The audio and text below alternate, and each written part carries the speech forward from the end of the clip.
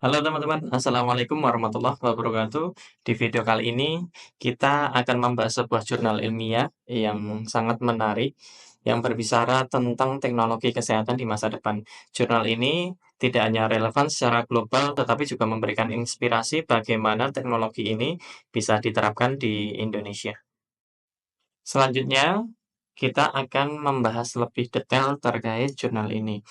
Jurnal ini diberikan judul Towards a Remote Monitoring of Patient Vital Signs Based on IoT-based Blockchain Integrity Management Platform in Smart Hospital.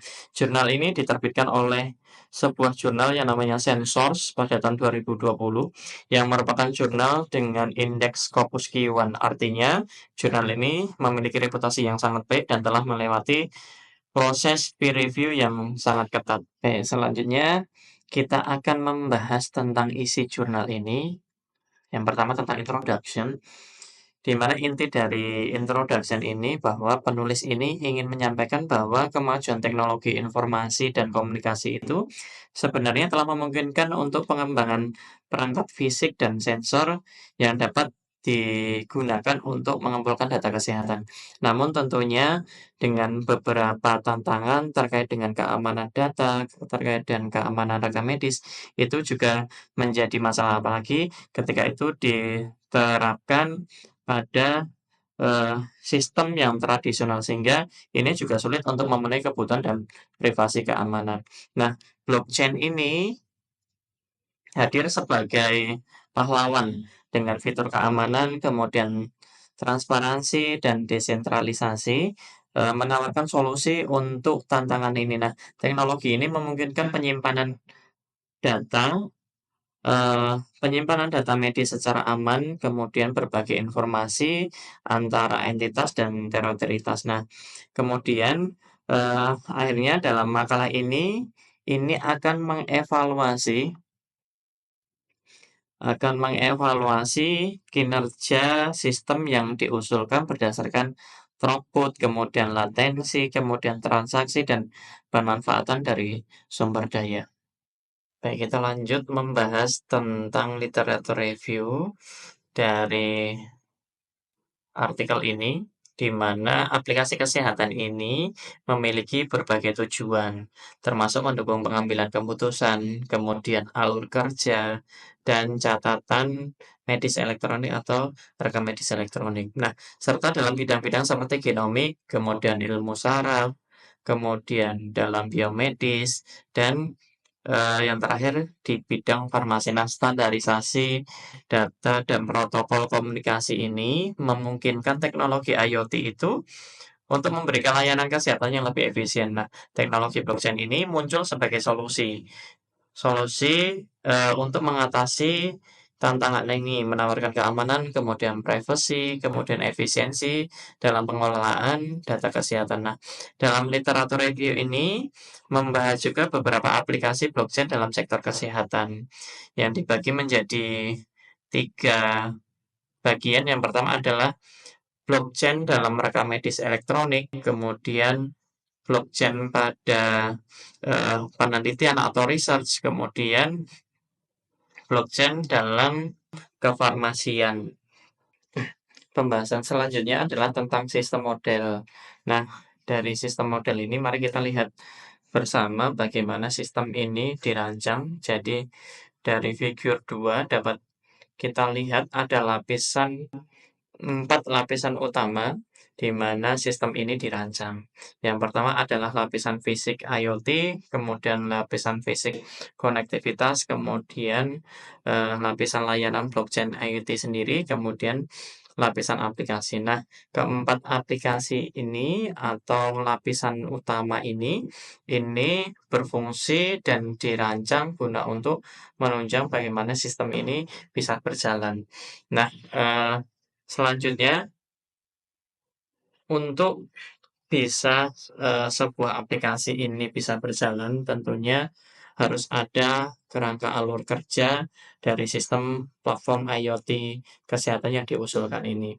Nah, untuk pemantauan tanda vital pasien ada beberapa langkah yang memang harus dilakukan. Yang pertama adalah pendaftaran dan otorisasi. Nah, pada pendaftaran dan otorisasi ini, peserta, pasien, kemudian perawat maupun dokter, ini harus mendaftar dulu kepada jaringan, blockchain untuk bisa mendapatkan sertifikat pendaftaran serta sertifikat transaksi sebagai ini digunakan sebagai untuk otoritasnya. Nah, kemudian setelah itu didapatkan, sertifikat didapatkan, yang harus dilakukan adalah permintaan data tanda vital pasien.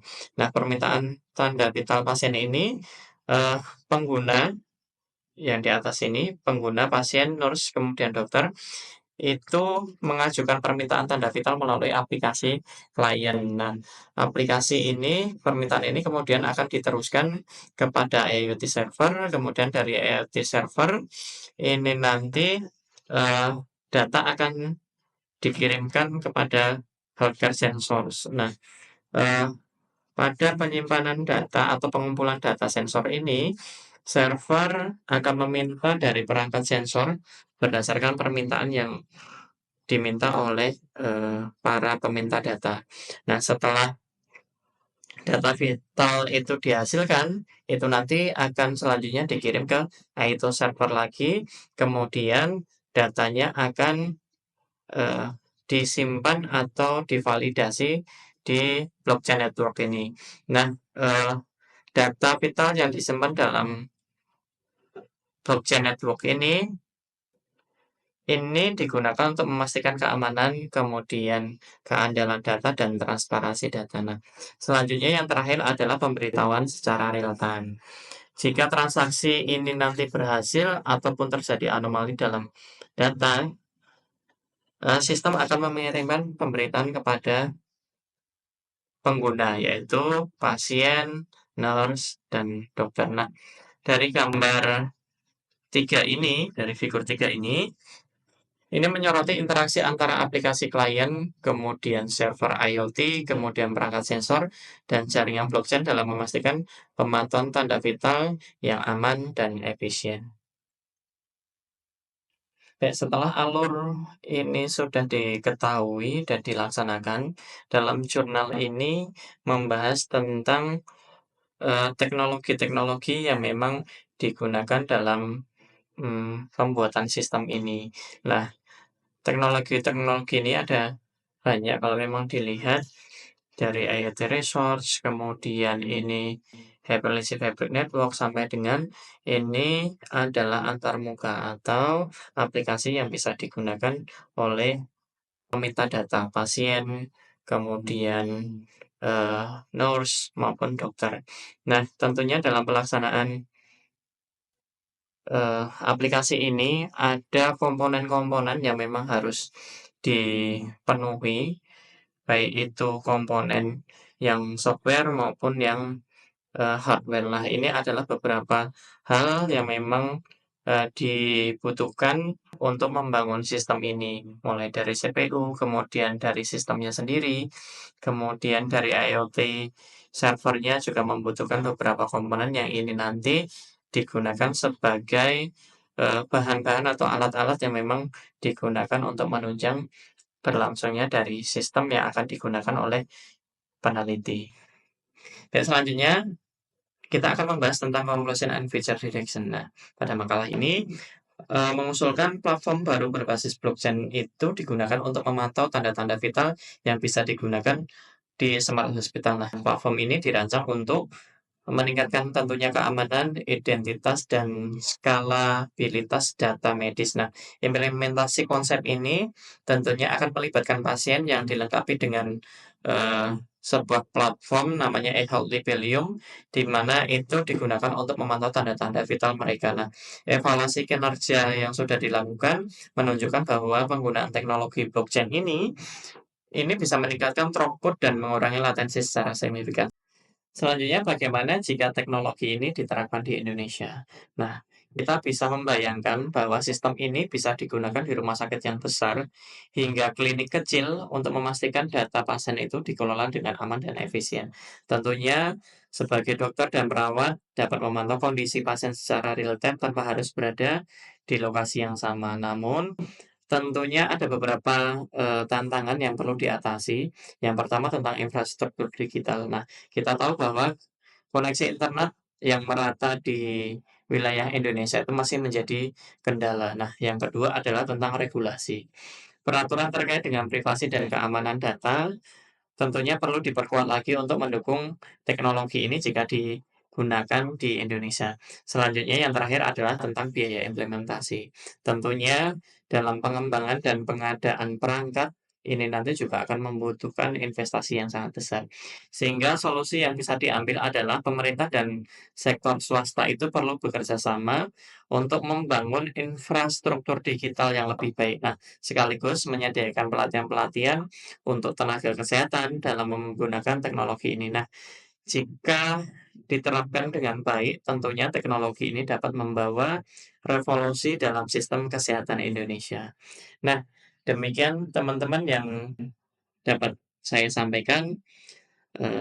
Sampai jumpa lagi di lain kesempatan. Terima kasih. Wabillahi taufiq wal hidayah. Assalamualaikum warahmatullahi wabarakatuh.